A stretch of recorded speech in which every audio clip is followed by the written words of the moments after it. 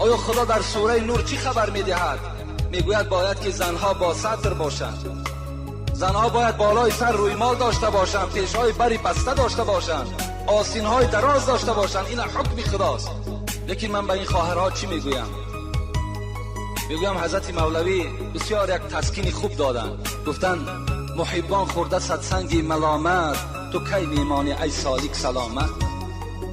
این دوستان خدا چی جفاها کشیدن.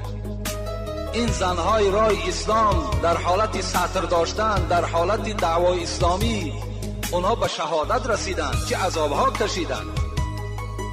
تو میگوید وقتی که با سطر میگردی تو به طعنه میمانی؟ نه، به طعنه نمیمانی. تو را اینها سنگ میزنن، تو را اینها ملامت میکنن.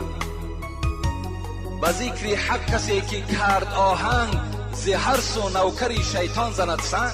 اگر کسی در راه خدا رفتار دارد، گفتار دارد و از هر طرف شیطان نوکارا شاگردهاش سنگ میزنند. ز هر سو میجکد سگ بر سری راه، نظر بر سگ مکن رو سوی الله. حضرت مولوی میگوید این کمپیرها و این موی سفیدهایی که شما را این گونه طعنه میکنن، اینها سگان هستند که میجکند، لکن تو بجکیدن این سگها از راه نمان. تو سطر تا کردن بگیر. هرچند که گردن با حیا، آبی که بی سرپوشه هست بیش و حکیم شد ورا. زنهایی که اگر سطر ندارن مثل همون ظرفهایی دا که آب میگیرن سرپوشه ندارن مثل همون هستن. آبی بی سرپوشه وای مکروه است، وای دیگر نه طهارت میکنه نه خورده میتواند. زنی که حیا ندارد، زنی که سطر ندارد، وای همچون یک زنی مکروه است، یک زنی بدبخت است. این امر خدا است، این ما پشانده نمیتوانیم. پیغمبر خدا میگوید المرأة عورتون، زن خودش عورت است.